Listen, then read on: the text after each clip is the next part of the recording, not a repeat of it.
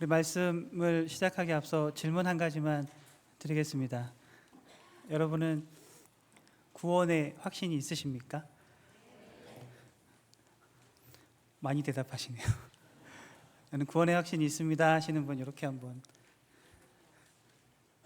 네. 그럼 한 가지만 더 질문하겠습니다. 여러분은 제자이십니까? 네. 나는 제자입니다 하시는 분도 이렇게 한번. 확실히 적네요. 구원의 확신보다는. 네. 요즘 우리 매일 성경 통해서 말씀 묵상 계속 하고 계시죠? 더 적네요. 얼마 전에 누가복음 9장, 오늘은 아마 17장인데요. 17장 11절 이하인 것 같은데, 얼마 전에 누가복음 9장쯤에서 예수님께서 제자들에게 이야기를 시작하실 때에 이런 말씀하셨습니다. 나를 따라오려거든 자기를 부인하고 자기 십자가를 지고 따라와라, 이런 말씀을 하셨습니다. 그런데 십자가를 한번 지고 그 십자가를 내려놓고 따라와라, 한 번이면 된다, 이게 아니고 그 말씀 중에 어떤 중요한 단어가 있었냐면 날마다 라는 단어가 있었습니다. 나를 따라오려거든 자기를 부인하고 날마다 자기 십자가를 지고 따라와라. 그리고 나서 좀 지난 다음에 누가복음 한 13장쯤에 예수님께서 이런 말씀을 들었습니다. 어떤 사람이 예수님에게 오셔서 그러면 구원을 받는 자가 적으니까, 이런 말씀 기억하시죠? 구원을 받는 사람이 얼마나 되겠습니까? 예수님께서 뭐라고 말씀하셨죠? 좁은 문으로 들어가기를 힘쓰라, 이렇게 대답해 주셨습니다. 힘쓰다, 그러니까 최선을 다하라는 의미입니다. 그런데 그냥 최선을 다하라는 의미가 아니라 기회가 있을 때 힘쓰라, 그런 의미가 좀 강한 겁니다. 그러니까 구원의 문이 닫힐 수도 있으니 기회를 놓치지 말아야 한다, 닫히기 전에 힘써야 한다, 이런 의미입니다. 그러니까 그런데 그 문에 들어가기 위해서 정말 필요한 게 한 가지 있습니다. 어떤 과정을 우리가 거쳐야 하고 거치셨어야 하는데, 예수님께서 이러한 말씀들을 다 하시기 이전에 먼저 어떤 말씀을 하셨었냐면, 너희가 만일 회개하지 아니하면, 이런 말씀을 반복해서 먼저 하셨습니다. 너희가 만일 회개하지 아니하면, 그리고 나서 이러한 말씀들이 이어진 건데요. 우리가 그 문이 닫히기 전에, 좁은 문으로 들어가기를 힘써야 하는데, 우리는 무엇을 위해서 힘쓰고 노력해야 하는 것이에요? 그러면 회개가 굉장히 중요하다는 것을 우리가 다시 한번 깨달으셨으면 좋겠습니다. 예수님께서 등장하시기 전에 세례 요한이 먼저 전파했던 말씀이 있었죠. 천국이 가까웠다. 그렇죠. 천국이 가까웠다. 그 전에 가장 먼저 했던 말씀이 회개하라였습니다.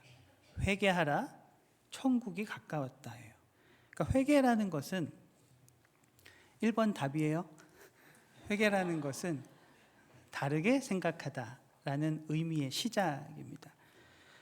그런데 그냥 다르게 생각하다는 것이 아니고, 무엇을 다르게 생각하는가, 어떤 사물이나 사람에 대해서 다르게 생각하는 것이 아니라 하나님과 나와의 관계를 이제 다르게 생각해야 한다는 의미의 시작입니다. 그런데 단순히 그렇게 다르게만 생각해라, 마음의 변화가 있는 게 거기서 끝나는 것이 아니라 행위로까지 이어져서 나타나야 하는, 그것이 바로 회개입니다. 그러니까 구약의 관점에서도 회개라는 것은 인간이 하나님과의 바른 관계로 다시 회복하다라는 의미가 있거든요. 그런 관점에서 세례 요한이 광야에서 외쳤잖아요. 광야에서 회개하라, 천국이 가까웠다. 이스라엘 백성들이 하나님과 처음 언약을 맺었던 그 광야를 생각하게 하죠. 그래서 그 광야에서 외칩니다. 회개하라, 다시 바른 관계로 우리 생각해보자, 돌이키자. 그래서 그리스도인들에게 있어서 이 회개라는 것이 믿음의 길을 걸어가고 있는 우리들의 삶에 있어서 정말 너무나도 중요한 과정이 되는 건데, 많이 잊고 살아갈 때가 사실 많이 있습니다. 그러니까 우리가 예수 그리스도를 믿음으로 구원의 확신이 있는 분이라면, 그리고 예수 그리스도의 제자라고 한다면, 그리고 우리가 금요 찬양 집회에서 계속 듣고 있는 새로운 창조의 나라의 주님의 통치를 받기 위해서 반드시 꼭 거쳐야만 했던 순간, 거쳐야만 하는 순간, 바로 이 회개의 과정이라는 겁니다. 이것을 통과해야만 되는 거예요. 우리가 원래 창조된 모습으로 회복하여 돌아가기 위해서 정말 필요한 과정, 그 통로, 이 회개에 대해서 오늘은 같이 한번 말씀을 나눠보려고 합니다. 누가복음 15장에는 세 가지의 비유가 나옵니다. 오늘은 그 비유 중에서 마지막 세 번째 비유의 한 부분이에요. 우리가 흔히 많이 들어왔던 이 탕자라고 이야기하는 그 비유입니다. 예수님께서 이 비유를 말씀하시게 된 먼저 배경을 간단히 보면 누가복음 15장 1절에서 3절에 이런 말씀이 있습니다. 모든 세리와 죄인들이 말씀을 들으러 가까이 다 모였습니다. 그러자 바리새인들과 서기관들이 수군거립니다. 죄인을 영접하고 음식을 같이 먹는다, 이렇게 기록이 되어 있습니다. 그래서 예수님께서 그렇게 수군거리고 또 뭐라고 하니까 그들에게 비유로 이제 말씀을 해 주시는 거예요. 그러니까 바리새인들과 서기관들, 당시에 가장 열심히 신앙생활하고 있던 종교인들이었습니다. 그러니까 회개가 필요 없을 것 같은 사람들이죠. 율법을 잘 지키며 구원의 확신이, 나는 이렇게 살면 반드시 구원받을 거야 라고 확신을 갖고 있던 사람들, 그런 사람들이 예수님을 보며 수군거리죠. 저거 봐라, 또 저러고 있다, 어울리지 말아야 될 사람들하고 자꾸 저러고 있다, 이렇게 막 수군거리는 거죠. 그래서 예수님께서 또 뭐라고 하니까 비유를 들어서 이제 말씀을 하시는데, 한 가지 비유가 아니에요. 어떨 때는 그냥 예를 들어서 이렇게 비유를 들어서 할 때도 있지만, 너무 중요하니까 하나의 비유를 들고 또 비유를 들고 또 비유를 들면서, 이거 너무 중요한 거, 우리도 그렇게 얘기하잖아요. 계속해서 비유 들면서 이야기할 때 있거든요. 너무 중요한 거예요. 지금이 그런 비유로 말씀하시는 중이에요. 먼저 첫 번째 비유를, 어떤 비유를 들었느냐, 목자가 100마리의 양이 있는데 100마리의 양 중에서 한 마리를 잃어버린 비유, 잃어버린 양의 비유입니다. 그래서 이 목자가 100마리가 있다고 할지라도 이 한 마리를 잃어버렸으니 그 한 마리를 찾기 위해서 얼마나 노력을 했겠어요. 사방팔방 다니면서 골짜기를 지나고 막 얼마나 애타는 마음으로, 좀 예뻐하는 양이었을 수도 있고 어린 양이었을 수도 있고, 그러다가 찾았어요. 찾아서 그 양을 얻고 다시 와서 너무 기쁜 거죠. 너무 기뻐서 자기 혼자만 기뻐한 것이 아니라 이웃을 불렀어요. 이웃을 불러서 함께 즐겼다고 해요. 너무 기쁜 거예요. 그런데 이웃을 불렀는데 그 이웃이 이 목자의 기쁨에 공감이 안 되고 참여할 수가 없으면 이 이웃은 이 잔치의 초대가 불편한 초대가 될 거예요. 그렇죠? 나는 뭐 별로 그거에 공감이 안 되는데 양 한 마리 뭐. 그게 첫 번째 비유고요. 두 번째 비유는 드라크마를 잊어버린 은화, 은동전, 그런 건데요. 어떤 한 여인이 10드라크마가 있다고 합니다. 100마리의 양에서 이제 한 10드라크마예요. 한 여인이라고 하는 것, 우리는 그냥 한 여인이 잊어버렸구나 이렇게 생각할 수 있지만, 당시에 한 여인이 이렇게 하면 홀로 사는 가난한 여인이라고 생각할 수 있는 그런 상황이죠. 그런 여인에게 10드라크마가 얼마나 소중한 것인지 당시 사람들은 들으면 이게 바로 느껴지는 거예요. 한 여인이 10드라크마가 있어도 그것 중에서 또 한 드라크마 동전을 잃어버리면 얼마나 그걸 또 찾기 위해서 노력하겠느냐. 온 방안 집안을 뭐 쓸고 닦고 등불을 켜고 해서 겨우 찾았어요. 찾으면 또 그게 얼마나 기쁘겠느냐. 그래서 이 여인도 혼자 기뻐하지 않고 벗과 이웃을 불러서 함께 기뻐했다고 해요. 그런데 여기서도 그 이웃을 불렀는데 그 이웃이 그거 뭐 동전 하나 갖고 공감이 안 되면 그 이웃도 이 잔치가 불편한 초대가 될 거예요. 이 두 비유는 모두 잃었다가 다시 되찾은 것에 대한 비유죠. 공통적으로 나타나는 반응이 뭐죠? 정답이 또 적으세요. 여기 공통적으로 나타나는 반응은 기쁨입니다. 기쁨. 그러니까 누가 기뻐하는가? 누구의 기쁨이에요?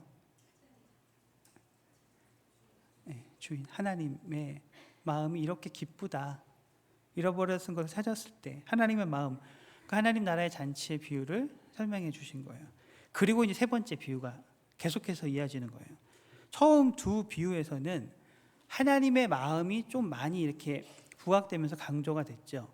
그런데 이 세 번째 비유는 하나님의 마음뿐만 아니라 이제부터는 우리의 마음, 우리의 행위, 우리의 자세에 대해서도 이 비유는 포함이 되어 있어요. 이 비유의 내용은 이렇습니다. 어떤 사람에게 두 아들이 있습니다. 그런데 그 두 아들 중에서 둘째가 아버지에게 이렇게 이야기합니다. 아버지, 돌아가시면 아주 좀 그렇죠, 아들이? 아버지가 돌아가시게 되면 원래 내가 받아야 할 그거 재산 있잖아요. 그거 좀 미리 주세요. 지금 주세요.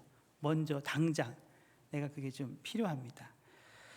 당시 유대 사회에서 살아있는 아버지에게 이렇게 유산을 먼저 상속 달라고 하는 것이 일반적이지 않죠.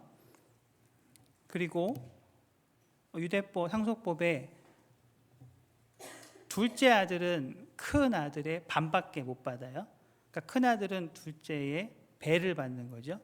그러니까 두 아들이 있으니까 전체 유산의 3분의 1을 둘째 아들이 받는 건데, 그것도 돌아가시고 난 다음에 받을 때는 3분의 1을 받지만 살아있을 때 미리 달라고 하면 그거보다 조금 덜 받게 된대요. 미리 아버지 살아계시니까 다 줄 수가 없잖아요. 그래서 미리 달라는 건 뭐예요? 받을 것도 3분의 1인데 살아계실 때 달라는 거는 더 적은 거예요. 그런데도 뭐예요? 미리 받겠다는 거예요. 지금 당장 달라는 거예요. 이게 뭐죠? 어떤 마음이에요? 아버지 곁에 있는 게 지금 너무 싫은 거예요. 재미없어요. 아버지랑 같이 사는 게 싫어요. 가고 싶은 거예요. 어디 떠나고 싶은 거죠. 너무 떠나고 싶은 거예요. 우리가 세상을 좋아하는 마음하고 굉장히 비슷한 거예요. 너무 세상이 좋죠. 가고 싶어요. 그러니까 아버지의 곁은 재미가 없어요. 그런데 이 아들의 마음을 떠나고 싶은, 이걸 아버지가 이걸 내가 줬을 때 얘가 내 곁에서 잘 살 거라고 생각했을까요? 아버지가 너무 잘 알았을 거예요. 아버지는 이거 주면 어디 갈 텐데. 그렇지만 자식 이기는 부모가 이때도 없었나 봐요. 결국은 그것을 나눠줍니다. 12절에 아버지가 그 살림을 어떻게 나눠줘요? 각각. 작은 아들뿐만 아니고 큰 아들에게도 이미 분배를 해서 이것은 내 몫이다, 이것은 내 몫이다. 그래서 둘째 아들에게만 준 게 아니에요. 다 나눠주는데 이 둘째 아들은 이제 받자마자 역시 이것을 받고 멀리 떠납니다. 당시에는 뭐 돈으로 주지 않았을 테니까 여러 가지 뭐 상황상 현금화해서 당시에 맞게 그것을 가지고 이제 멀리 갔겠죠. 멀리 갔으면 그나마 좀 잘 살면 다행인데 어떻게 기록하고 있어요? 허랑방탕하게 살다가. 참 허랑방탕이라는 단어 우리가 항상 생각해봐도 그냥 어떻게 살았을지 대충 짐작이 가죠. 허랑방탕하게 살다가 재산을 다 써버렸습니다. 그런데 엎친 데 덮쳤어요. 그 나라의 흉년까지 들어서 이제 어떻게 살아야 되나. 이제 그는 빈털터리가 되고 결국에는 그 나라의 어떤 사람의 집으로 가서 돼지를 치는 일을 하게 되었다고 합니다. 그런데 돼지를 보며 일을 하면 그래도 뭐 삭이라도 줬을 텐데 어떻게 돼지가 먹는 그 밥으로라도 먹어보려고 하지만 아무도 안 준다 그래요. 둘째 아들에게도 기본적으로 좀 문제가 있는 것 같아요. 일을 잘 못했을 수도 있고 아무도 그 먹이조차도 안 줘요. 최소한의 끼니도 때우지 못하는 상황을 이제 경험하게 되죠. 그러니까 이 아들 보면 원래 좀 재산이 있는 집의 자녀로 보이거든요. 그런 그가 먼 타국에서 남의 집에 종이 되어서 돼지를 돌본다. 근데 그 돼지가 먹을 먹이도 못 먹는 상황이 된다. 절대로 상상하지 못했던 그런 순간일 거예요. 그의 인생에 이런 험악한 세월을 겪을 것이라는 것은 그 누구도 몰랐을 거예요. 내가 누구 집 자식인데, 우리 아버지가 어떤 사람인데, 재산이 얼마나 많은데, 그리고 뭐 그렇게 많이 돌아가시고 난 다음에 더 많이 받을 수 있었겠지만, 그래도 이미 받은 내가 재산이 얼마나 있는데 이거 가지고 내가 이제 멀리 떠나서 잘 살 수 있을 거라는 확신이 있었겠죠. 남자는 큰 데서 놀아야지 하면서 또 큰 곳으로 가서 이제부터 한번 원하는 대로 살아보자. 돈 많이 벌어서 즐기며 살아보자. 그렇지만 그의 바램대로 되지 않았어요. 그래서 결국 돼지라고 하는 것, 유대인들이 가장 부정하게 생각하는 동물이잖아요. 그 돼지를 치는 일을 한다는 것은 우리가 지금 생각하는 것, 그 상상 이상의 비참함이에요. 그런데 그 돼지 먹이도 먹을 상황이 안 되는. 우리는 그가 지금 어떤 상황일지 마음일지 사실은 잘 공감이 되진 않을 거예요. 조금이라도 어떤 공감이 되는 부분이 있으신지 모르겠지만, 이 둘째 아들이 겪은 상황, 그가 겪은 인생의 그 최악의 험악한 세월의 이 순간, 그가 가진 힘과 능력으로는 이제 아무것도 할 수 없는 거예요. 돼지 먹이도 못 먹는다는 거는 이제 아무것도 할 수 없다는 그런 상황인 거예요. 근데 우리도 사실은 인생을 살면서 이렇게 똑같은 상황은 아니겠지만 비슷한 우리가 느끼는 체감의 그런 힘듦이 있잖아요. 실제적인 어떤 우리 삶의 힘듦을 경험하게 되는 시간들이 있잖아요.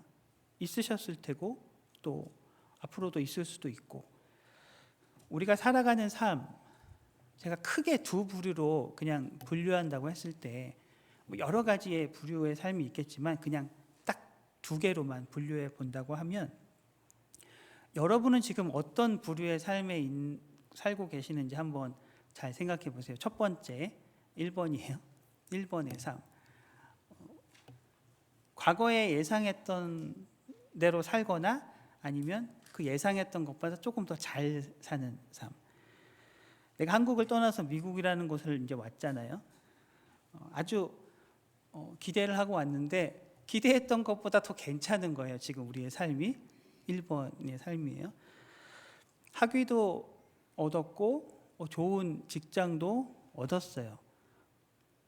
비즈니스를 했는데 또 잘 되고 있고, 좋은 집을 샀고, 자녀들도 잘 크고 있고, 잘 컸고, 잘 됐고, 어느 정도의 부도 있고 명예도 있고, 교회에서도 잘 이렇게 우리 신앙생활 하고 있고, 또 제자가 돼보기도 하고 있고, 그 길을 걸어가 보기도 하고, 열심히 살아서 특별히 인생에서 큰 어려움이 없이 이렇게 지내왔던 1번 부류의 삶, 그리고 그 반대 2번 부류의 삶, 기대했던 것보다 너무 기대 이하의 삶을 살아가고 있는 부류.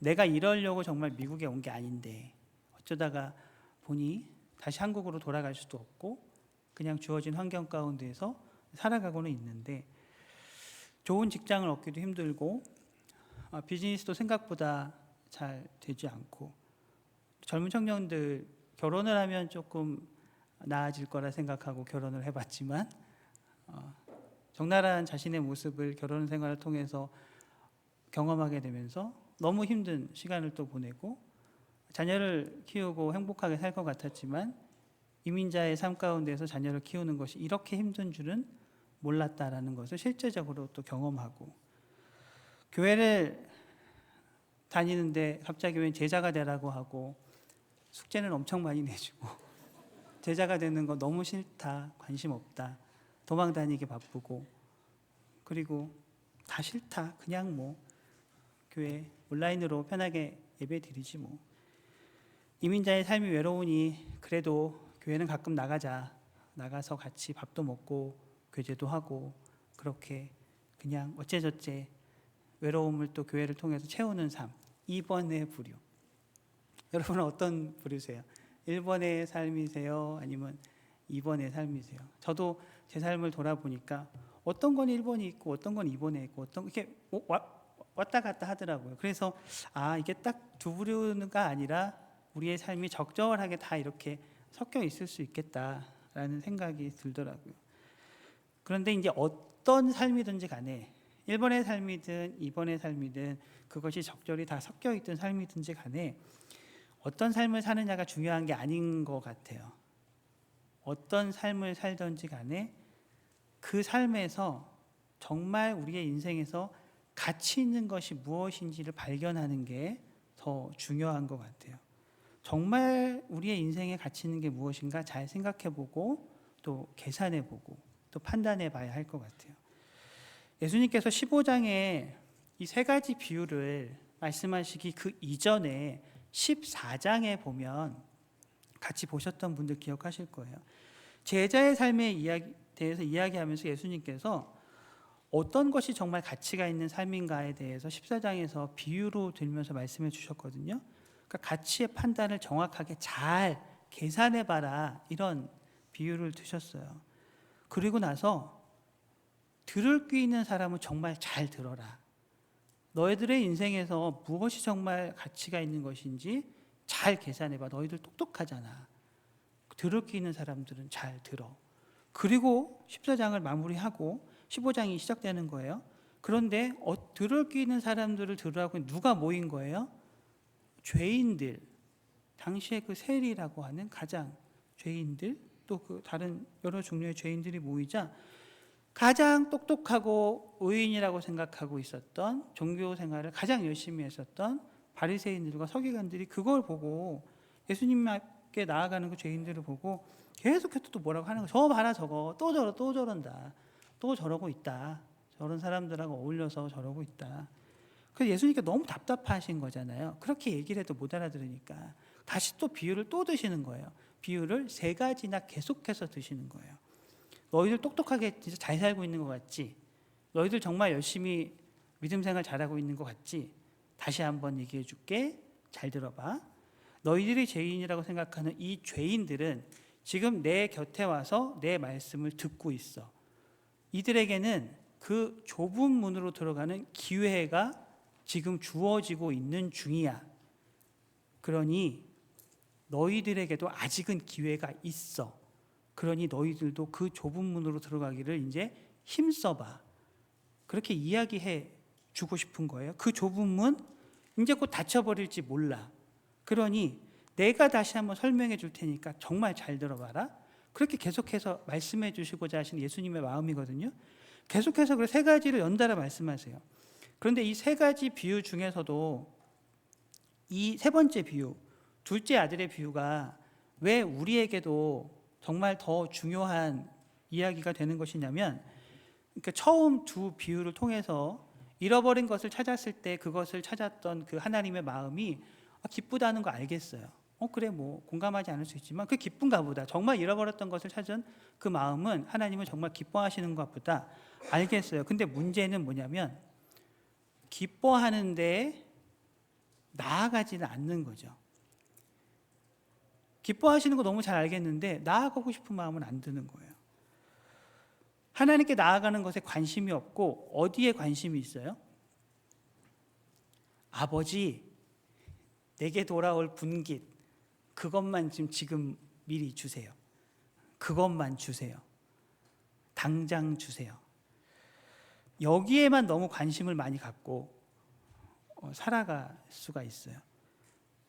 나에게 우리에게 어떤 능력이 주어지면 그 능력이라는 것은 되게 다양할 수 있죠. 돈일 수도 있고 우리가 열심히 공부해서 얻는 학위일 수도 있고 다양해요. 우리에게 어떤 능력이 주어지면 무엇이 되었든 우리는 우리가 원하는 것을 얻으면 어떻게 되냐면 그것을 가지고 이제 만족감을 느끼고 이 땅을 잘 살 수 있겠다는 자신감이 생긴단 말이에요. 나에게 힘이 주어지니까. 그것이 나쁘다고 말씀을 드리는 것이 아니라 우리의 인생에서 어떤 것이 더 가치가 있는 것인가 예수님께서 계속해서 잘 계산해보고 판단해보라는 것이거든요. 그러니까 우리가 걸어가던 길이 있어요. 삶의 길이 있는데 잠깐만 멈추서 너무 막 가고 있으니까 잠깐만 멈춰서 당신이 지금 가고 있는 길이 제대로 가고 있는가 점검 한번 다시 해보자는 거예요. 근데 그것을 오케이 내가 한번 점검하고 이 길이 맞아. 우리가 차 타고 갈 때 한번 점검하고 이 길이 맞고 그냥 계속 가지 않잖아요.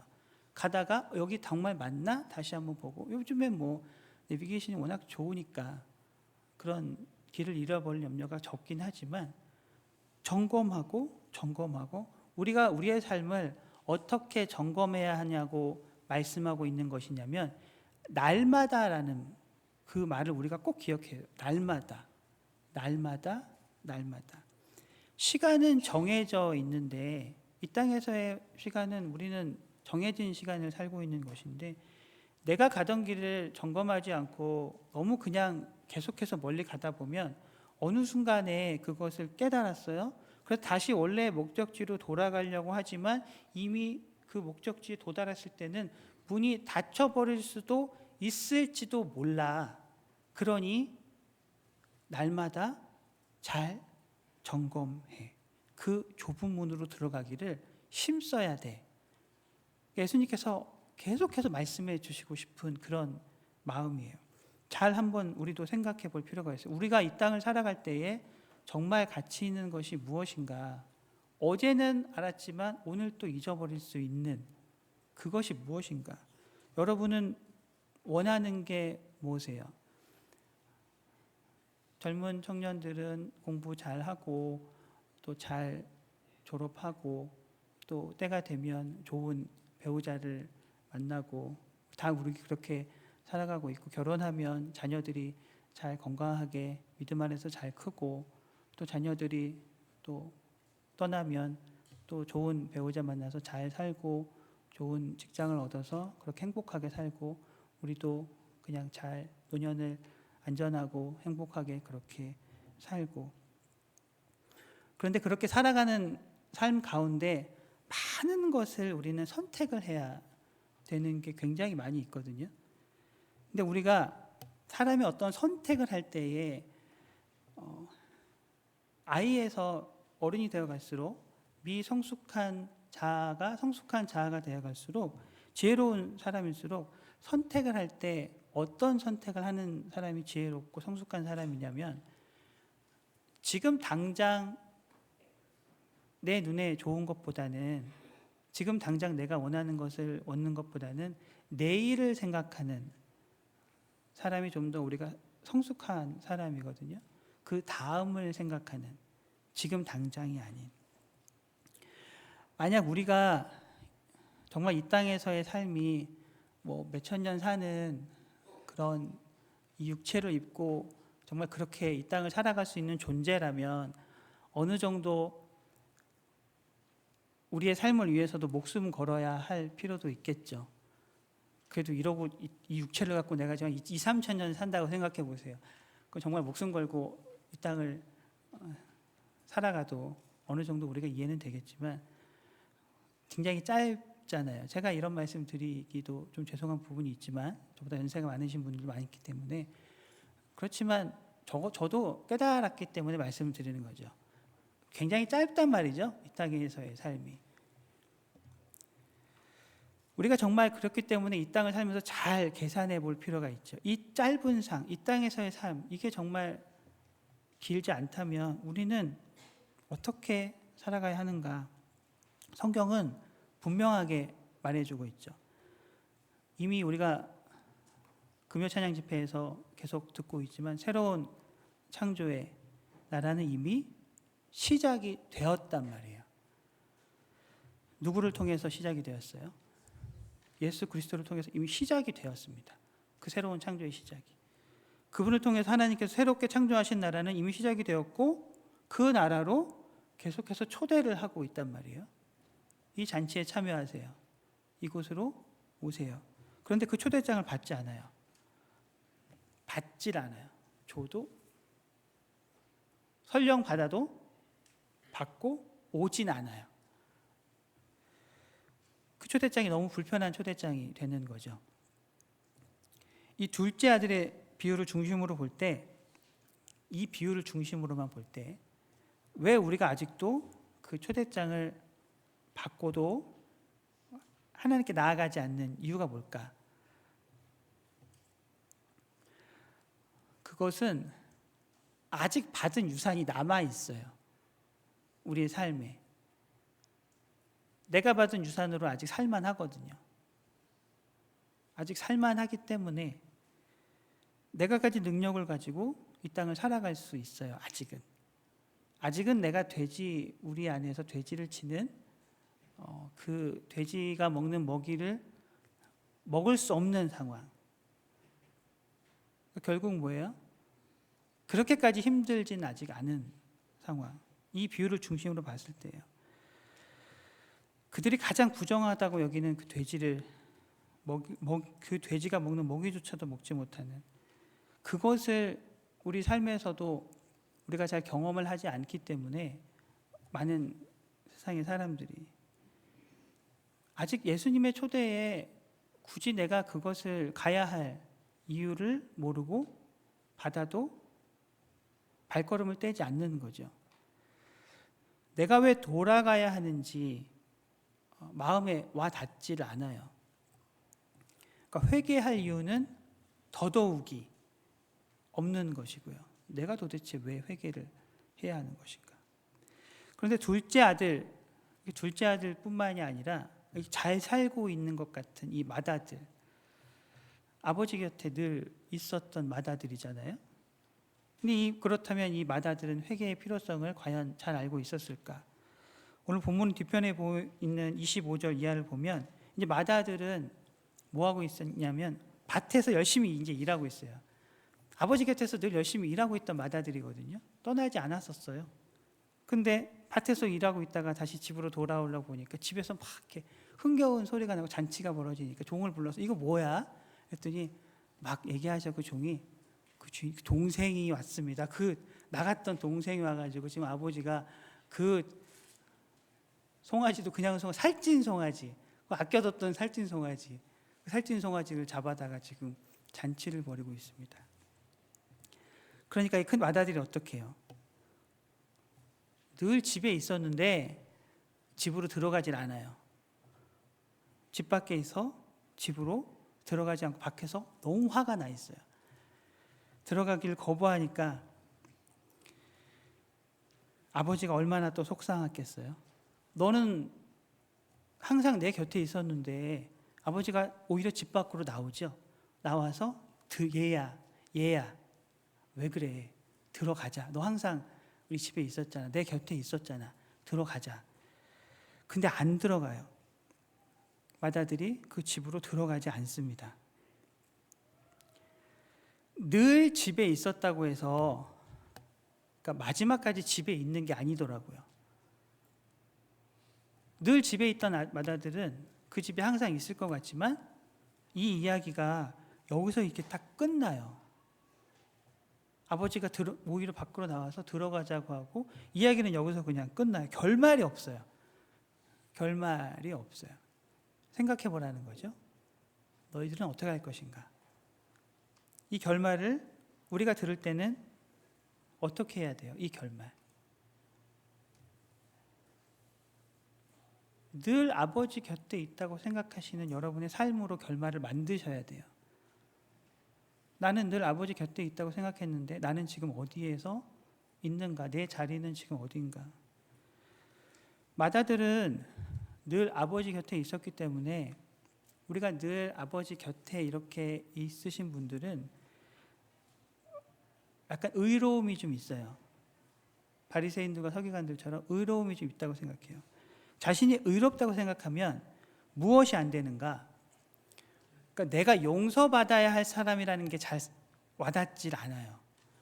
내가 얼마나 아버지 곁에 있었는데 내가 왜 용서를 받아야 될 죄인이야? 죄를 용서받기 위해서는 내가 죄인이라는 인식이 있어야 되는데 주님의 새 창조의 나라를 누리기 위해서는 반드시 그 과정을 거쳐야 되는데 그게 잘 안 되는 거예요. 그래서 계속 내가 왜 죄인이야? 금요일 날 말씀해 주셨던 것, 내가 왜 환자야? 난 아니잖아. 근데 둘째 아들은 자신이 죄인이라는 것을 깨달았죠. 어떻게 그렇게 된 거예요? 이 비유를 통해서 그가 돼지 먹는 쥐염 열매를 먹는 상황도 못 되다 보니까, 그러니까 자신의 삶에서 이런 것을 경험하게 되잖아요. 그러자 그의 마음이 어떻게 돌이키게 되는 거예요? 17절 보면 이에 스스로 돌이켜 이르되요. 누가 막 가르쳐 준 것도 아니에요. 너 이러고 있는 거 아버지한테 돌아가면 다 돼. 이렇게 얘기해서 돌이킨 게 아니고 이에 스스로 돌이켜 이르되 아버지께 가서 이르기를 내가 하늘과 아버지께 죄를 지었다고 고백하자. 우리가 창세기를 통해서 배웠잖아요. 그동안 이 땅을 살면서 험악한 세월을 만난다는 것은 그 시간을 통해서 정말 진정한 축복이 무엇인지 깨달을 수 있는 기회가 주어지는 것이거든요. 우리는 보통 일반적으로 둘째 아들이 그 원에서 받았던 그 유산과 같은 것, 자신이 원하는 것 이제 받았어요. 그것을 우리는 항상 축복이라고 생각하고 살아간다는 말이에요. 그렇지만 진짜 축복이 뭐예요? 우리가 이 비유를 통해서 깨달아야 하는 것은 진짜 축복은 우리가 원하는 것을 받은 것이 축복이 아니죠. 우리는 원하지 않지만 정말 피하고 싶었지만 하나님께서 나에게 유익한 상황을 허락하시는 것, 그것을 통해서 하나님의 은혜를 깨닫게 되는 것이 정말 이 땅을 살면서 우리가 얻을 수 있는 가장 진짜 축복이잖아요. 그러니까 둘째 아들이 받았던 진짜 축복은 뭐예요? 유산을 받은 것이 축복이 아니라 돼지우리 안에서 그 돼지가 먹는 먹이도 먹지 못하는 것을 경험한 거, 그게 정말 축복인 거잖아요. 그 시간을 통해서 자신이 죄인임을 깨닫게 되거든요. 그 시간이 없었으면 내가 죄인인 것을 깨달을 수가 없어요. 이 둘째 아들에게 있어서는. 그것을 깨닫고 이제 어떻게 해요? 원래 있던 자리로 내가 돌아가야 되겠다라는 것을 생각하게 되는 거예요. 그 험악한 세월 때문에. 그래서 그의 삶에 있어서 가장 큰 축복이에요. 그 돼지우리 아니. 우리는 험악한 세월이 없으면 나눔을 통해서 서로 이야기하다 보면 나는 그렇게 감사하게도 그런 상황을 겪어보지 않았어요. 참 감사해요. 그런데 그런 말씀을 들으면 정말 그것이 감사한 것일까? 라고 다시 한번 생각하게 돼요. 왜냐하면 그런 삶에 있어서는 정말 하나님의 은혜가 얼마나 깊고 크고 놀라운지를 나는 그만큼 잘 모르겠어요 라고 할 수 있는 것과 비슷할 수 있거든요. 반대로 험악한 세월을 겪은 삶에는 하나님을 분명 원망할 때도 있죠. 너무 힘들기 때문에 다 떠나고 싶을 때도 있지만, 그렇지만 그런 삶에는 하나님의 은혜가 얼마나 값진 것인지 깨달을 수 있는 기회가 주어진 삶이에요.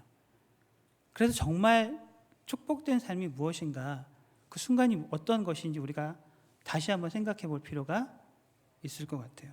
둘째 아들은 그의 인생의 그 험악한 세월의 시간을 통해서 진짜 축복이 무엇인지 깨닫고 이제 그 즉시 행동으로 바로 옮기게 됩니다.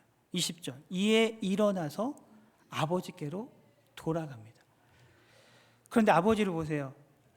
20절에 아직도 거리가 먼데 그를 보고 측은히 여겨 달려가죠. 그냥 측은히 여겼다는 말, 언어의 뜻이 우리 이 창자가 흔들릴 정도의 고통을 느꼈다라는 거예요. 자녀가 있으신 분들은 공감하실 거예요. 조금이라도. 잃어버렸던 아들, 죽었다고 생각했던 아들이 다시 살았을 때 그 아들을 본 아버지의 마음이 어떨까? 야곱이 마치 죽었다고 생각했던 요셉을 다시 만났을 때의 그런 마음 아닐까요? 상상이 가세요. 이 아버지의 마음이. 아버지는 아직도 거리가 멀지만 아들이 오는 것을 보고 그런 마음을 느끼면서 막 달려갑니다. 아버지를 다시 만난 아들, 아버지께 뭐라고 고백하나요? 21절은 같이 한번 읽어봤으면 좋겠습니다. 21절입니다. 아버지를 만난 아들의 고백이에요. 함께 읽겠습니다. 시작.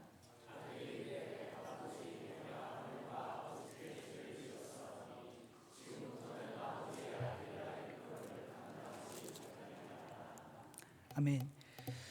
이 구원을 받은 사람들, 구원의 확신이 있는 사람들, 죄자라고 하는 사람들 반드시 거쳤어야만 하는 그 과정이죠. 바로 회개의 순간이에요. 내가 죄인임을 깨닫는 그 순간이에요. 이 비유를 돌이켜보면 결국 그 둘째 아들에게는 그 돼지우리 안, 그것이 아버지를 찾게 되는 순간이 된 거잖아요. 그 상황을 겪었기 때문에 원래 있던 자리로 돌아가고자 했던 마음이 있었고, 그렇게 보면 정말 그 감사한 상황이라고 우리가 생각할 수 있거든요. 그러니까 우리가 인생을 살면서 정말 겪고 싶지 않은, 만나고 싶지 않은 그런 상황들이 있고, 돌이켜 보세요. 그런 상황들을 통해서 우리가 어떻게 지나왔는가, 또 앞으로도 생각지도 않았던 상황들을 만나게 될 수도 있는 게 우리 인생이고, 비록 너무 힘들지만 그럴 때 우리가 잘 생각해 봐야 할 것이에요. 우리가 그러한 상황 때문에 이제 감사가 시작될 수 있는, 감사가 없는 우리의 삶에, 그때가 바로 하나님의 때. 우리가 찬양하잖아요. 내 힘으로 안 될 때, 그때가 바로 하나님의 때. 우리의 삶에 분명 힘든 순간이 찾아옵니다. 앞으로도 해결 방법이 도대체가 나오지 않는. 하지만 그 상황에서 우리가 할 수 있는 것은 하나님께 나아갈 수 있다는 거예요. 그 상황에서 하나님 앞에 엎드릴 수가 있는 거예요. 그러니까 자신의 삶을 다시 돌이켜 회개할 때, 아버지께 나아갔을 때 어떤 은혜를 이 아들이 받았어요. 22절부터 그 이하로 쫙 한번 보세요. 아버지는 둘째 아들이 처음 가지고 있었던 그 원래의 그 자리로 다시 다 회복시켜 줍니다. 새 옷, 가장 좋은 옷을 입혀줍니다. 신분을 다시 회복했다는 것이고 가락지를 끼워줍니다. 이제 다시 너는 우리의 가족이다. 그리고 신발을 신겨줍니다. 이제 더 이상 너는 노예가 아니다. 다시 원래의 자리로 온전하게 회복을 아버지가 시켜줍니다. 오늘 말씀, 이 비유, 짧은 비유지만 이 비유를 통해서 둘째 아들이 자신이 원래 있어야 할 자리로 돌아갔습니다. 그 자리가 어디예요? 아버지의 품이에요. 아버지의 품. 우리가 정말 있어야 할 자리는 그 품입니다. 하나님의 품, 아버지의 품. 유산을 받고 멀리 떠나는 것이 아니고 아버지의 품에 있어야 할 자리가 바로 우리 자리입니다. 그 자리로 가기 위해서 반드시 시작돼야 한 그 시작점이 무엇인가? 바로 회개라는 거예요. 회개. 하나님, 나는 죄인입니다. 아버지, 내가 죄인입니다. 마다들의 경우라도 하나님, 나는 늘 아버지 곁에 있었지만 아버지의 마음을 몰랐던 그런 죄인입니다. 이제 다시 깨닫습니다. 내가 하나님 앞에 정말 큰 죄인이라는 것을, 내 힘으로 할 수 있는 것이 아무것도 없다는 것을 다시 한번 깨닫고 그 아버지의 품으로 돌아가길 원합니다. 그렇게 회개의 마음으로 날마다 주님의 제자의 길을 걸어갈 수 있는 여러분 모두가 되실 수 있기를 예수님의 이름으로 축원드립니다.